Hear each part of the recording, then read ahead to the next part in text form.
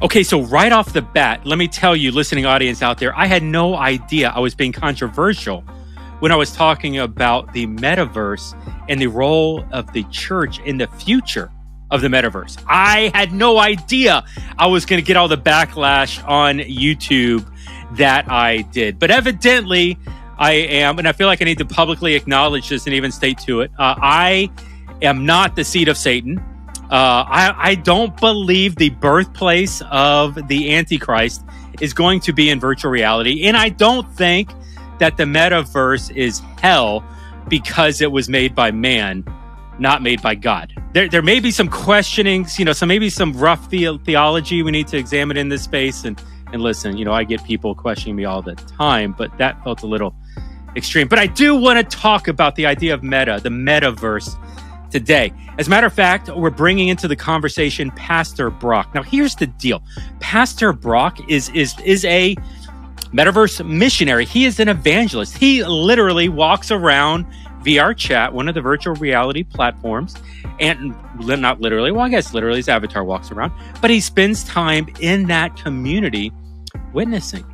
And we talk about that. What is it like to share Jesus in the wild, wild west, in crazy environments? What is it like to build relationships with people? And what does it look like to do discipleship, disciple making, multiplication, even in that space? And the beautiful thing is that Pastor Brock in this conversation talks about how he doesn't have all the answers, but he's open to and is even wrestling with it at a deeper level. It's a beautiful conversation. Now, I got to tell you right off the bat that there's things theologically, even talking about theology at the beginning, there's some things that Pastor Brock and I don't see eye to eye on. And guess what? As Christians, that's okay, right? Like, we can have different opinions, different views of situations, and still respect and like each other and want to spend time. And so you're going to hear some of that now. And really, the biggest difference, I think, between Pastor Brock and, well, we'll get into it, but it's really centered around the digital church. Can you be a fully functioning, ecclesiologically stable church in digital space? Ironically, Pastor Brock, who's an evangelist, who is witnessing, who's looking at digital as a mission field, says, you know what, I don't think you can do that as a church. And that's cool. There are others that in the VR space that say you can. DJ Soto, Jade Earhart, plenty of others. Jason Poling actually be on the podcast here in a couple weeks. And so there's plenty of others that say you can. We'll all stand before God one day and he'll tell us where we were right and we're wrong, I guess. And so, until then, we can just do the best that we can. But what I love about this conversation with Pastor Brock is we had the conversation. Even though we were different opinions on things, he was still able to, wanting to come and wanting to dialogue. And we still learned something through this and other conversations that we've had.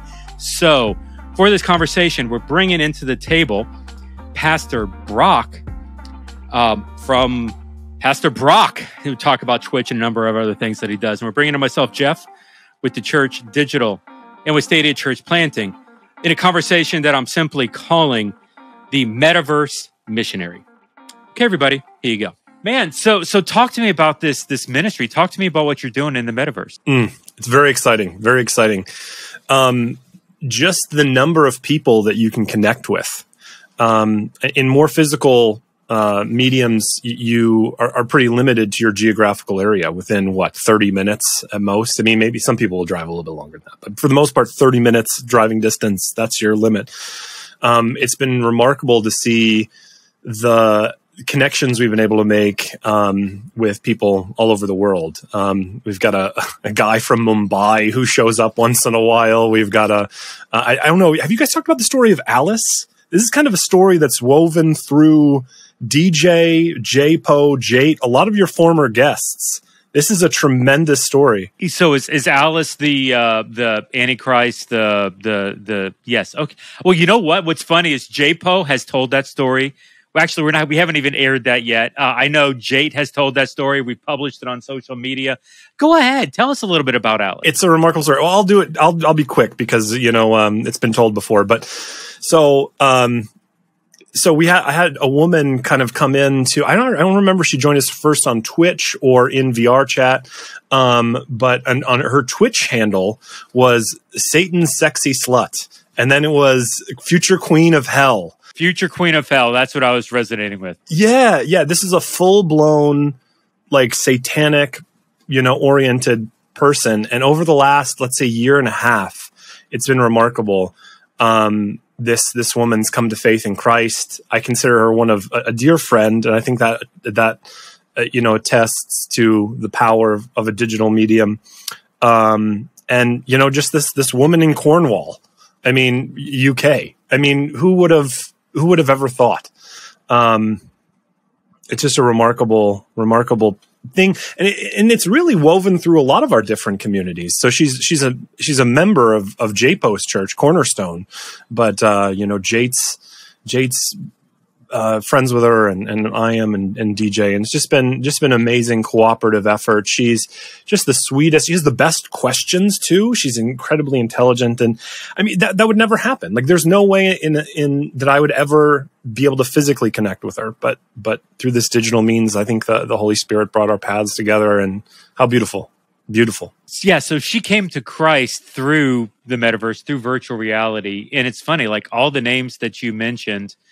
You're in like Wisconsin or you're in Michigan. Michigan, yeah. Yeah, JPO's in Northern California. Jate's in Montana. DJ's East Coast. Oh, where is he? I don't know. He moved around recently. I think he's trying to build out a compound. Yeah, it's crazy. And then DJ's, I think, recently moved to East Coast here in Virginia, I want to say. And so like none of these people, they're not even on the same continent as the future Queen of Hell. Yet somehow we've managed to figure out how to bring the future Queen of Hell to Christ. I mean, just a phenomenal story. And I love her name now is Alice in the Palace, right? So it's instead of being the future Queen of Hell, she's in the palace of the King. I mean, that's beauty. I think Jate said it best the other day in a tweet. If I'm involved in nothing else, I feel like my life has meaning. That bring the love of Christ to someone who was so far from Christ. It fills my life with tremendous meaning to be a part of that. So let's put some descriptors on this. What are you actually doing in the metaverse? Like DJ's running a full church, Jate's, doing some unique things just kind of with Twitch and VR. JPO's running a Jason Poling, by the way. I suddenly became self-conscious. You guys probably know nicknames. Jason Poling, Cornerstone VR, Cornerstone Yuba City. And so he's running a campus. Like what does ministry particularly look like for you in this space? Yeah, excellent question. So my ecclesiology, my understanding of the church is, I really think there's so much that the digital space can do.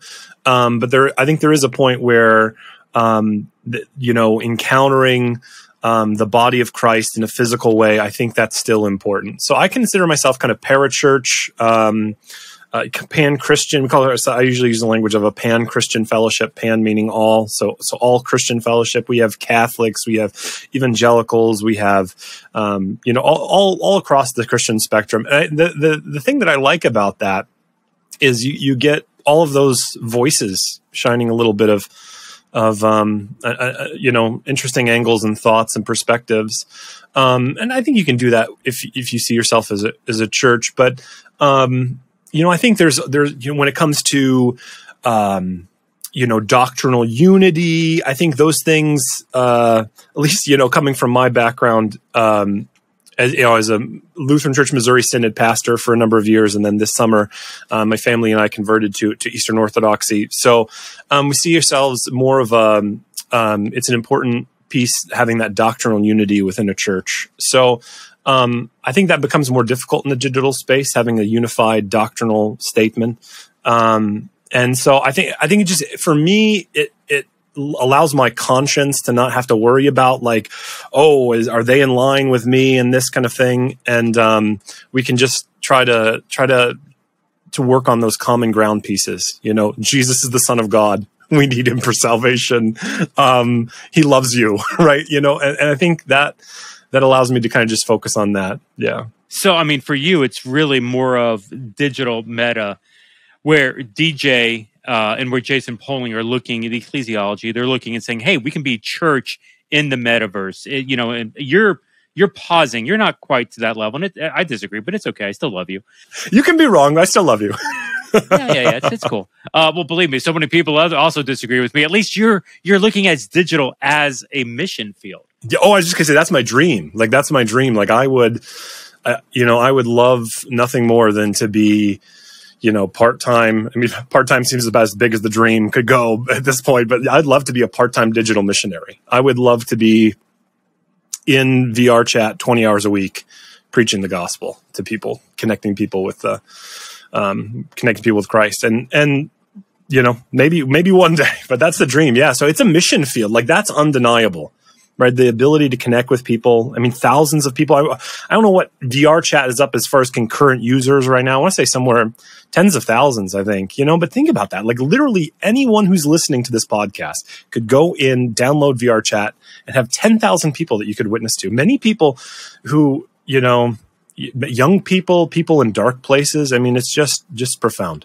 So VR chat. It's I'm just even backing up. There's a lot of people who now, thanks to Facebook, thanks to Meta, now they're asking all these metaverse questions. So VR chat has been described to me as the wild, wild west. A lot of the parental controls and a lot of the things that you would normally see on Horizons, which is Facebook's platform, or Alt VR, which is Microsoft's, Rec Room, which is a lot of the game consoles are on there. There's parental controls and guidance there. VR chat, though, where you are doing a lot of your evangelizing, sharing of the gospel, like that. There's not a lot of that protection, and what I've seen and what has been described is it's a little nuts. Do you have any stories to share on that? Absolutely. I mean, so when I started off in VR chat, we would have just public services, right? Anybody can come in, you can find it on the world map and you could just join in. But pretty quickly we had people that were just coming in there saying, I can't, not even worth mentioning, right? You're not even alluding to just you can just imagine the most profane, vile, blasphemous stuff that it was just terrible. And in other platforms you can keep that handle on it, but VR chat really loves the freedom of expression, and especially about customizing your avatar. People go into this program called Blender and they can make their digital appearance literally whatever they want. You don't select from a couple. Like you can make it completely custom. If you want fireballs coming out of your ears, you can do that, right? Like literally the imagination is the limit. And to be able to share your creations, these digital creations, that's really at the core of VR chat. And so the younger crowd, let's say 15 to 25, which is most of my community, that's where they want to be. They don't want to be in this kind of, very, very, generic avatar. They want to express themselves in a digital way. So with that freedom, of course, comes with just, freedom to do evil, right? It's interesting. There's an interesting take there on, free will, even, made decisions and using things for the good and things actually being neutral. But, we as humans can either interact with them in a good way or a wicked way. So, yeah. Yeah, I mean, there's a little bit of even biblical context there. You've got all the freedom in the world, yet you still manage to go for the fruit, the thing that you should, the idea of doing evil. So what is, you're a meta missionary. Like, I don't know if you've ever been described as such, but you're literally, you're being a missionary out in the field. What does a conversation look like? You described maybe starting to do full church services. Are you still using that technique and that process, or have you evolved? What has being a missionary, what does it practically look like in the metaverse? So I kind of see them as two separate activities, though. I mean, so I'll go in and be kind of more of a missionary in terms of presenting the gospel to just completely random people. So I'll go into a world. And so I kind of see this as apart from kind of my weekly service and weekly Bible study. I have two events, Sunday evenings, Eastern Standard Time, and Tuesday evenings, Eastern Standard Time. So we have a Bible study and a service. But then throughout the week, as schedule allows, I'll just go into a completely random world with people no one I know, at all, and there'll be a group congregated around a mirror. For whatever reason, in VR chat, everybody likes to go in front of a mirror so that they can see their digital representation of themselves moving and interacting. Because with VR, all of your hand motions, and sometimes if you have, feet trackers, you can, all your entire body moves in this virtual space. And so people, if they want to see themselves as this digital them, right? And there's a lot of interesting connections there. But anyways, I'll go up to this mirror with, like, let's say 5-6 people, and I'll say, hey, can I ask you a question? And they'll say, sure, go ahead. What's the meaning of life? And you just get all sorts of interesting answers to that. People will, you usually, the most common answers is somewhere along the lines of pleasure, right? Whatever makes me happy. But, I always joke with them. This is kind of my tried and true phrase. Well, pleasure is good and all, but there's something even more important than pleasure. And that's love, right? Like if your mom needs a kidney, you're not going to say, well, it's not going to bring you a lot of pleasure, right? But you're willing to let some dude hack in there with a kidney and with a scalpel and take out your kidney. And why? Because love is the most important thing. And then so we talk about relationship and love, and then that leads to the ultimate relationship. So that's kind of that's kind of how the conversation usually goes. And there is a script of sorts, but I really try to, I chafe at that a little bit. I think that I really want the people that I'm interacting with to be genuinely heard. I worked at Jimmy John's in college, and there's this sign at Jimmy John's, and it says, people who want to have religious conversations with you never want to hear your opinions on the matter, or something along those lines. And I was like, that's really insightful. And so I think where the church has gone wrong is we don't listen. Right? We talk, but we don't listen. So I really try to make whoever I'm interacting with, whether they're antagonistic or not, I try to make them feel heard. And I want to genuinely hear them and hear their thought. Yeah, that's even in church online and broadcast and digital ministry. We talk about how it's better to ask questions than make statements, and through the relationship, learn about people and allow the Spirit to move through that relationship. And I'm actually really excited to hear that same logic. I mean, that's not limited to just digital. It works in the Metaverse. In 2021, I think it works in IRL too, in real life. But that maybe a side conversation. So through, these meeting the people, having the conversations, like, what types of people are you meeting? Do you know anything about them? Have you been able to pull any characteristics, demographics? Like, you mentioned 15 to 25 earlier. Like, what else are you learning about these people that you're interacting with in the metaverse? Well, so VR chat specifically, I heard someone say that a stat recently that well over 50% of VR chat users are in private rooms. And that would allude to some darker activities. I'll leave it there. We'll keep that PG-13. Just leave it at that. So there's a lot of virtual sexual immorality. Let's say it that way. And I think we can leave it at that. So this is like the AOL chat rooms of the 90s is what you're basically describing here. Okay. All right. Right. Yeah, kinda. Right. Yeah. Like, and in fact, people do this sort of thing. Like they get their kick. Sometimes people will come in the middle of my church service and do this sort of thing. Right. Like, how about that? Right. Like nobody has to worry about an IRL, two people shacking up in the back of the church, well, hopefully not, so, yeah, so there's really a longing. I remember a sermon by John Piper once, and he was talking about, we as human beings were made for this relationship with God, and if we're swimming in this world made for that, we have to fill our hunger with the best thing that can substitute it, and that's sex.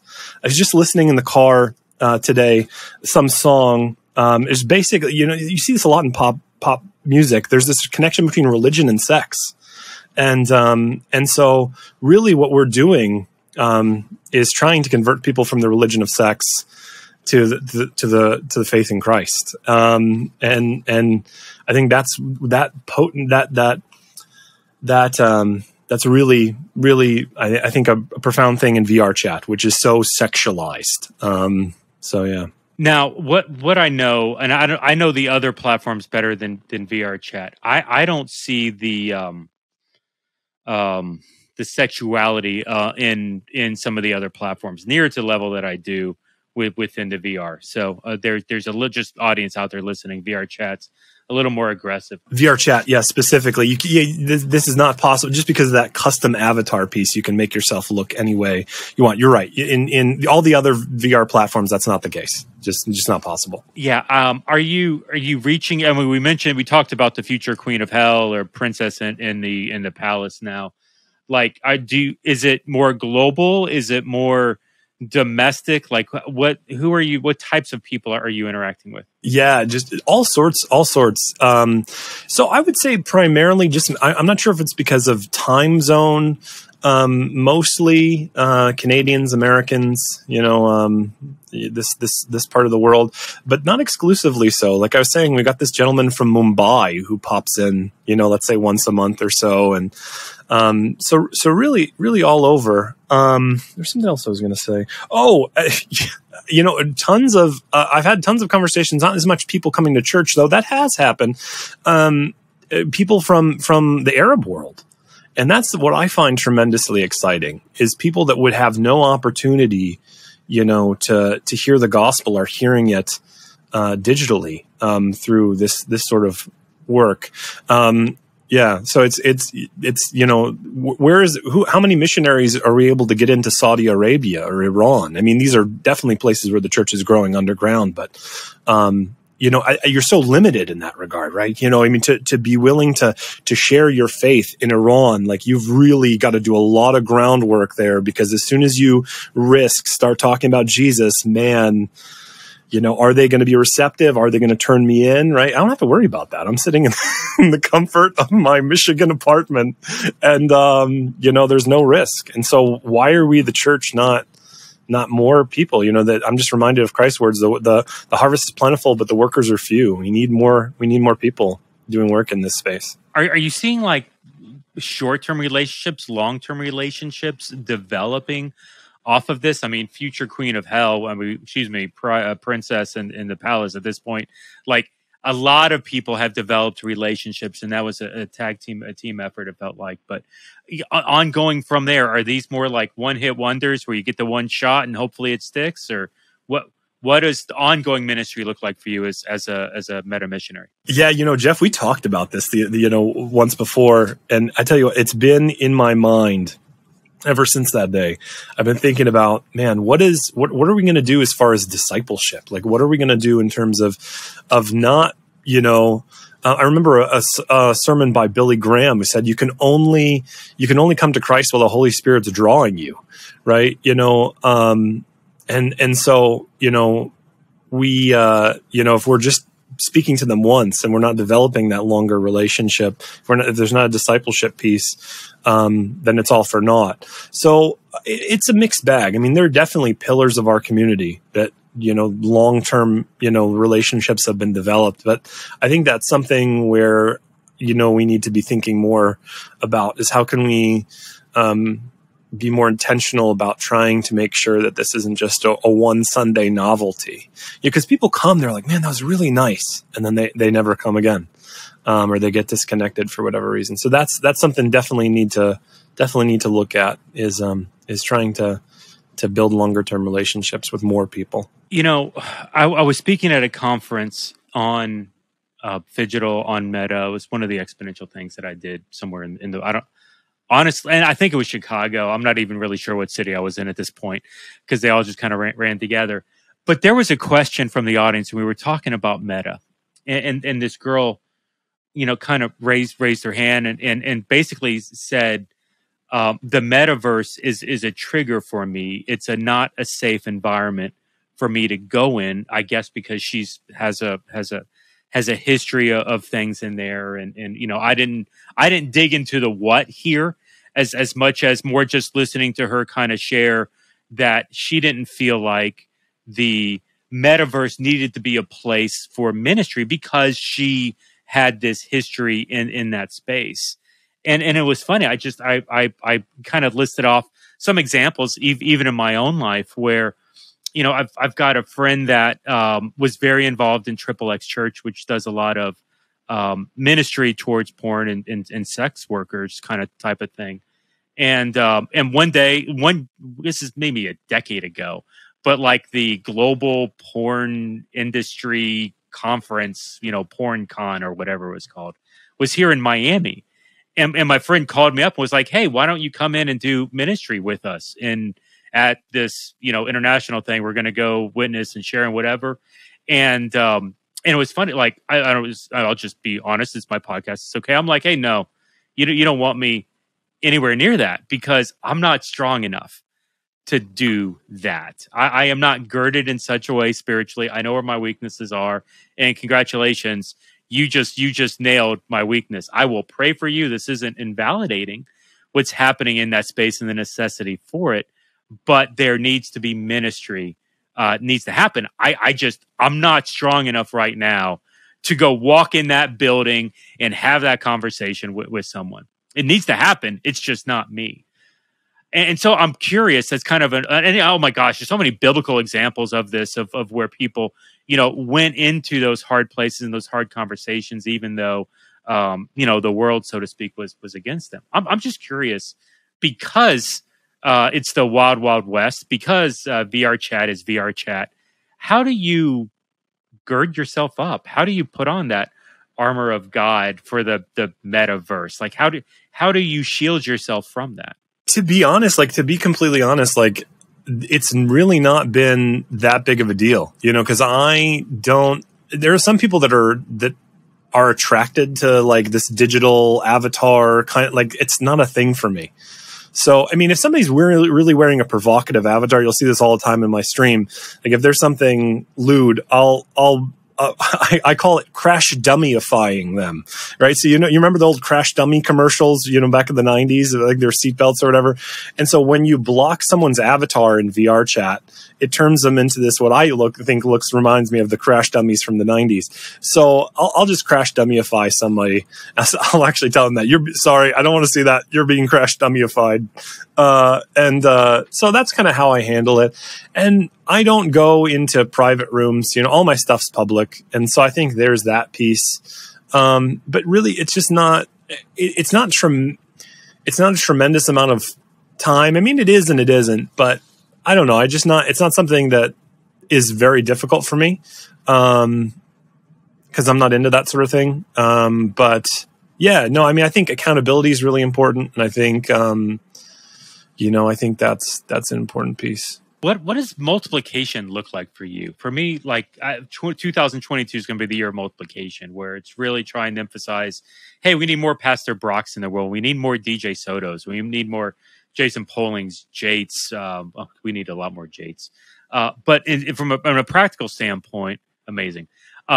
Talk to me about, are you mentoring, discipling someone else to go in this space? Or are you, what would it look like? Have you thought about what multiplication could be in the metaverse with some of the things that you're doing? Yeah, so I have done a little bit of this, but very little of this. One time a gentleman was asking me, he's like, he comes to me and said, Brock, I want to do what you do. Maybe you could come and follow me around and you can just, you can just watch, give me if any pointers. And so there was a couple times where, I met with him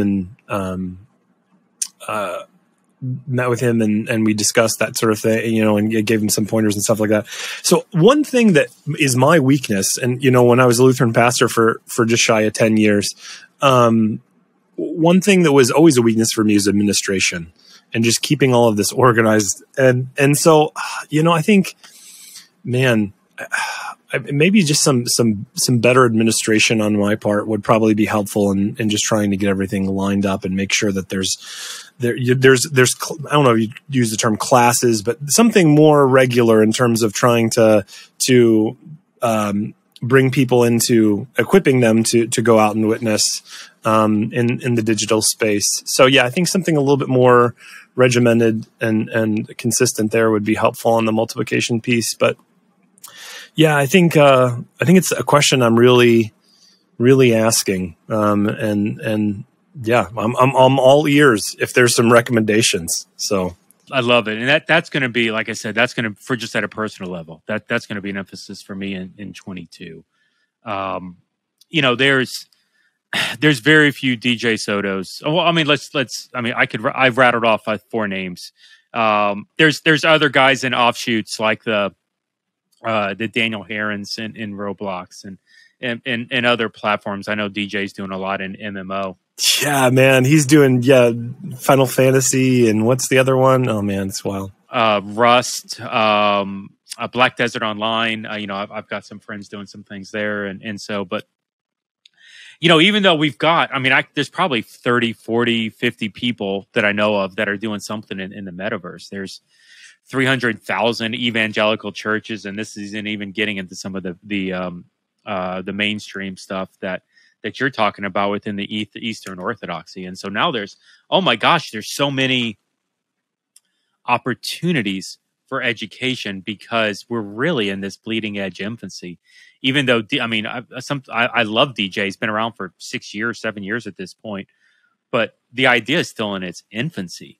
And so the more that we can get people excited about this and multiply this idea out to others, even with our listening audience, churches trying it, experimenting. Lakeland Church is up in Wisconsin, and they've been testing out this idea of a virtual reality campus, maybe within the past year, really just starting to kick the tires on it. I'm not Stuart, my friend's up there, Stuart McPherson, and I'm not saying he's got it all figured out, but he's been brave enough, and I love that church because they have been brave enough to be, hey, we don't have it figured out. Let's just give it a shot and see what happens. And I can tell you they're on version 2 because version 1 had some pain points. There were some issues that they had to go back and revisit.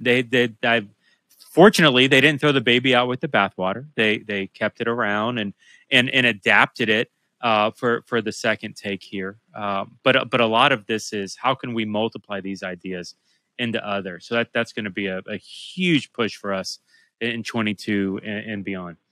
Hey, does and you'll appreciate this because you've been talking. You've got a little theological bend to you in this, and I'm a theology nerd, and I love it. DJ I think is allergic to some of that stuff where he just doesn't want to get deep into those conversations. But I love the fact that you're wanting to kind of pull the thread here. So does VR have a theology?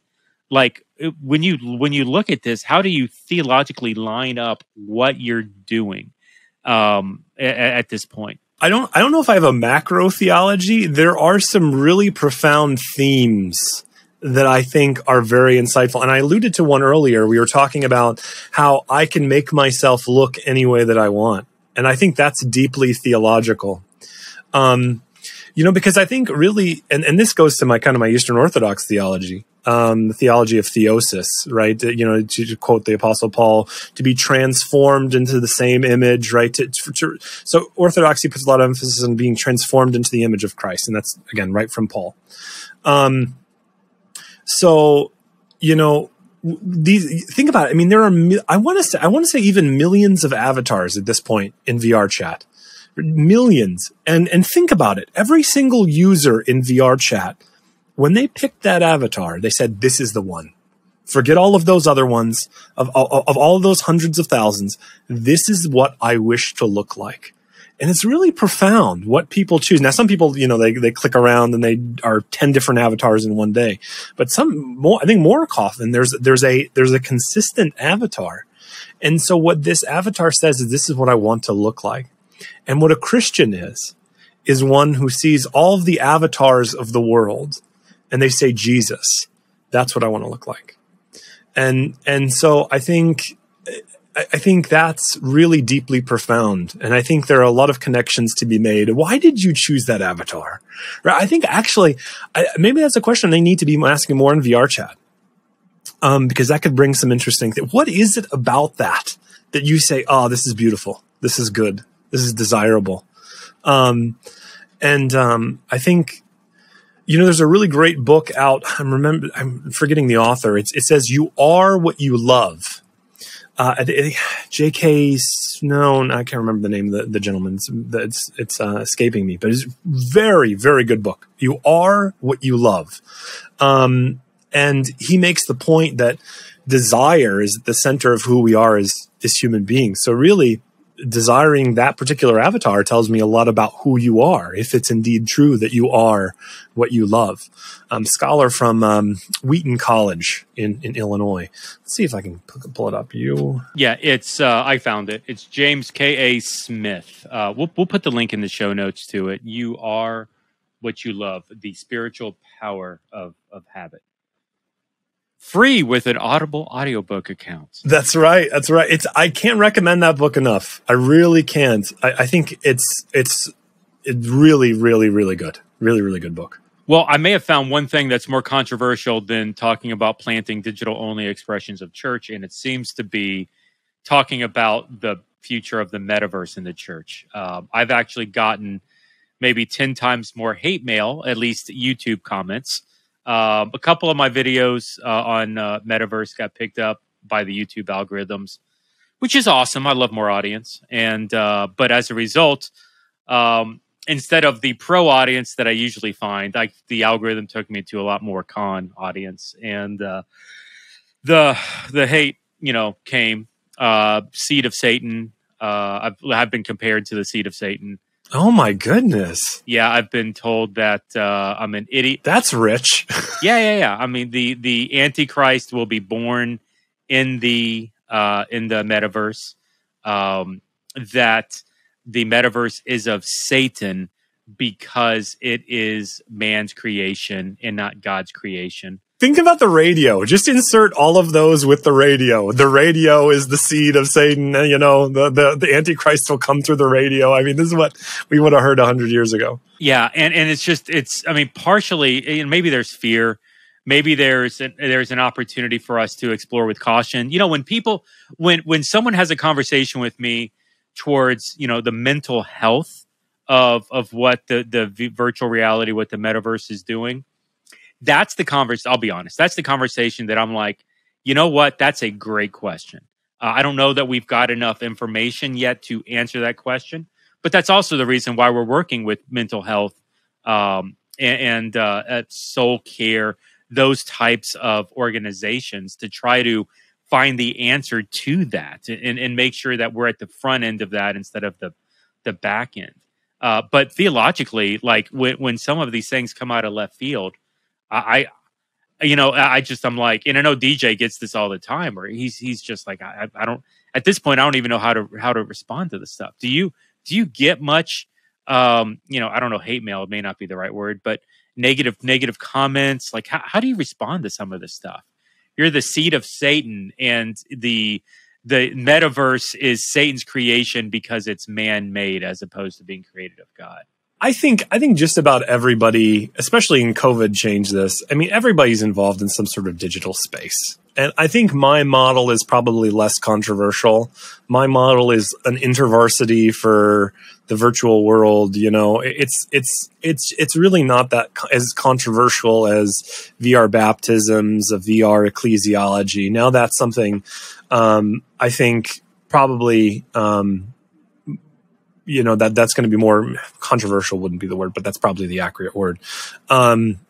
So yeah, I haven't received a tremendous amount of negativity, just because I think my stance is a more, I don't know if you'd use the term more conservative stance on that. So yeah. But I mean, as far as from the church community, now, I mean, tons of negativity, an insurmountable or, an indescribable amount of negativity from the VR chat community. I mean, people just crashing us. And so we have to be, it kind of feels like on the digital sense that we're kind of in that first century church, drawing fish in the sand to try to, figure out who else is the Christian, because, it's in VR chat, going back to what you were saying, the wild, wild west of VR social platforms. One person with a hacked client can take down an entire church service. And so, yeah, I mean, granted, we're not, there's no AK-47s being pointed at anyone, but, it's deeply disruptive, and there is a tremendous amount of hate. And so I try to love those who persecute you. Just the other day, was it Sunday? Was it this Sunday? don't know if it was this Sunday or last Sunday. Gentleman came in, saying all this vulgar stuff. And I said, my brother, I love you. I love you. Come, will you come talk with me? Come on, I love you. And he said some more hateful stuff. He's like, my brother, come on, please. I love you. I want to hear from your point of view. Come talk to me. And he left. So there's so much anger in that. And just trying to love your enemy, I think is, there's been some days better than others in that regard. I bit my tongue well on this last one. I was getting kind of annoyed, but I kept the loving tone. So I was proud of myself. What's next for what you're doing? Do you evaluate strategy? Do you adjust things, or are you just not till talking to you, Jeff? Oh, sorry, I'm messing up all the plans. No, it's great. I tell you what, really, when we had that conversation the other day, I was like, man, that's a sucker punch. No, not in a good way, the best way. Boom. What are we doing? This is a thing that can be really powerful. It's almost a misuse. It's a poor stewardship of the possibility to not be multiplying, to not be growing, to not be trying to reach more people for Christ. I mean, so it's something, I was just doing what I'm doing, right? That was kind of the perspective, but I really think, what I'd pray for, and I don't even mind praying for it here, is that I need somebody who's better in the administration end. I mean, we've got a couple people in our community, but I'm the talker. I'm the, if you want to call it preacher, I'm the evangelist guy. As far as running an organization, that was my, as I said before, a weak suit of mine, even when I was a pastor of a Lutheran church. So yeah, I think either partnering with other people, or I think that would be helpful. That would be helpful. You need to find yourself a Metaverse XP. That's right, an XP. Got to find an executive pastor for that Metaverse. Oh, executive pastor. There you go. Okay, yeah. Sorry. Oh, I'm talking to a gamer. I'm sorry. XP is not experience points. Not experience points. Yeah, I knew it was something. See, here's the thing. I'm so out of the lingo. I'm so out of the circles to some degree. So yeah, no, that's good though. That's good. So, but and really the heart of that conversation was, what does it look like to even disciple someone in the metaverse, and knowing Jade's involvement in this, and Jason polling, I'm sure there's some level of discipleship that's happening. Typically the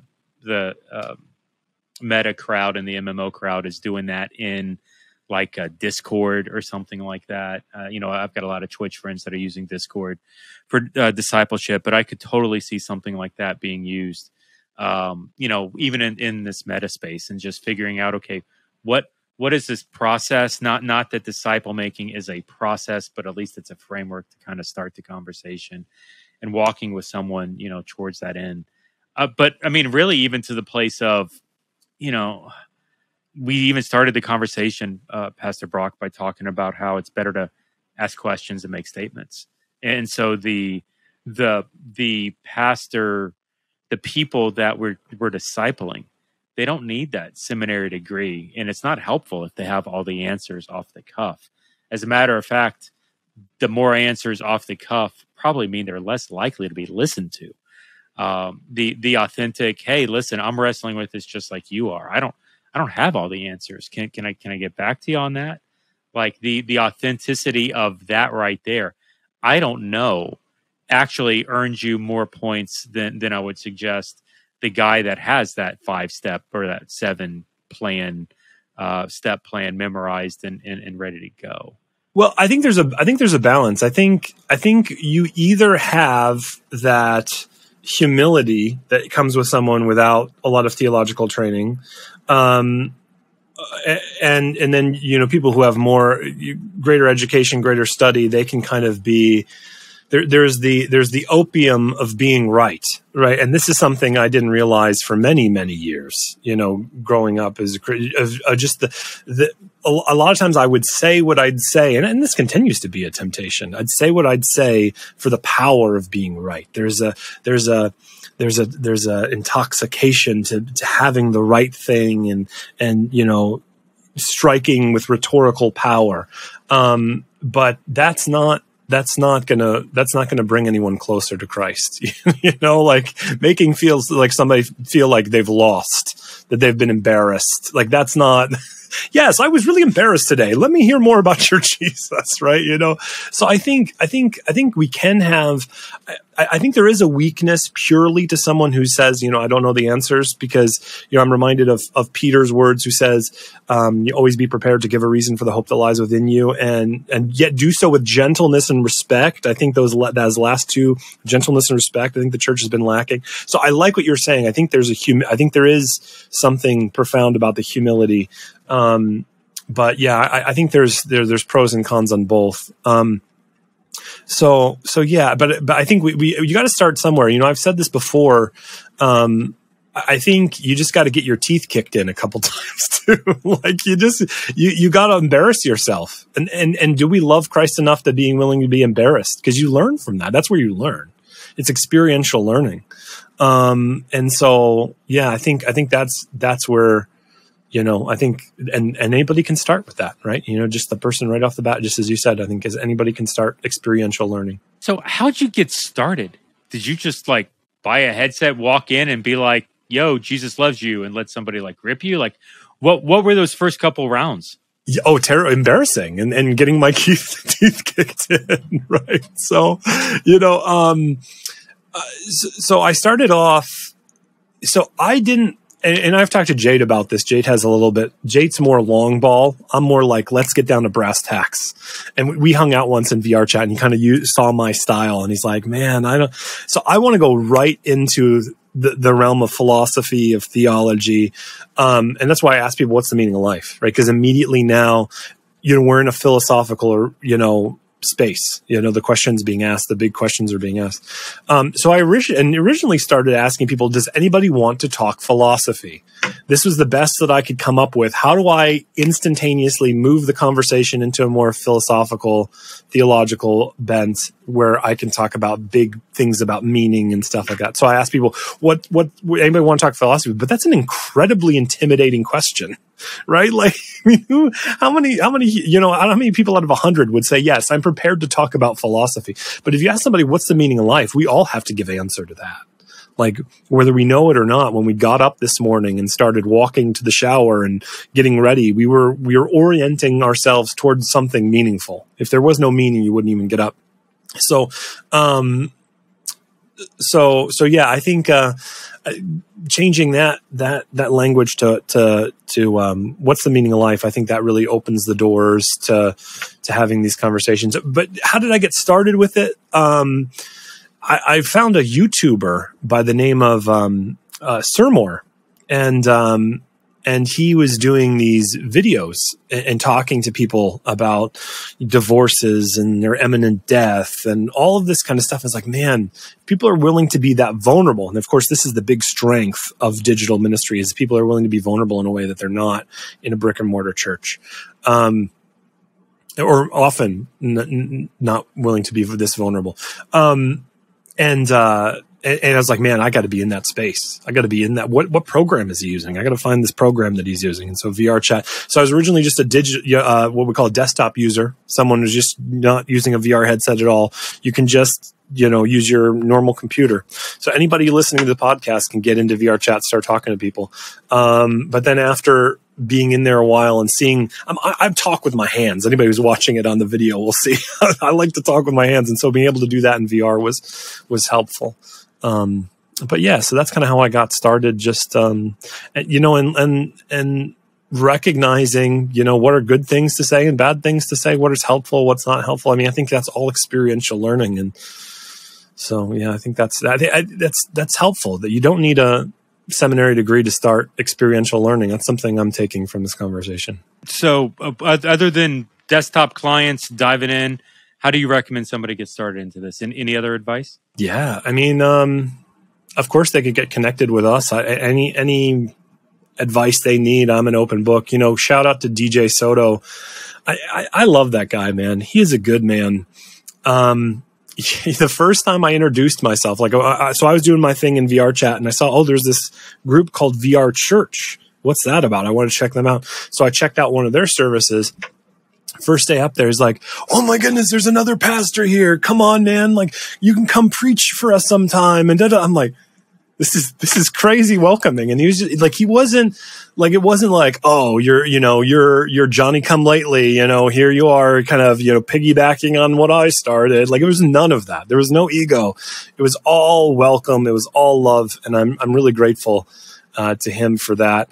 So I'd love to be that for someone else who's starting digital ministry. So if you want to start your own thing and you need some help getting set up, I'd love to help that, and try to have that same tone with whoever, that DJ had with me. And multiplication just happened. Well, we need to get somebody to actually have the conversation with you, but now we're en route. We have a plan in place. So love that. So, hey, Pastor Brock, thank you for jumping on this. By the way, if somebody wanted to find you on social media, like where's the best place for them to access some of the stuff you're doing? Yeah, so the best place to access me is twitch.tv/PastorBrockVR. So same as you see it here, PastorBrockVR. Twitch.tv/PastorBrockVR. You can get a link to our Discord there. You can get a link to my YouTube channel. You can get a link to everything else. If somebody wants to set up a meeting with me one-on-one, the best thing would be to go to our Discord server and message me there.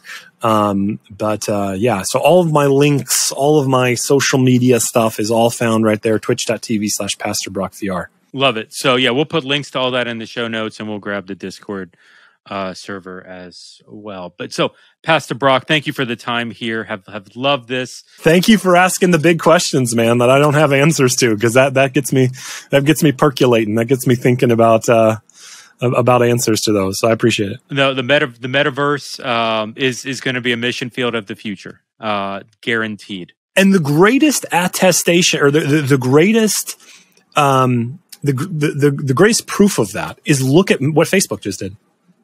Facebook just changed their name to Meta, and this is not a thing that happens overnight.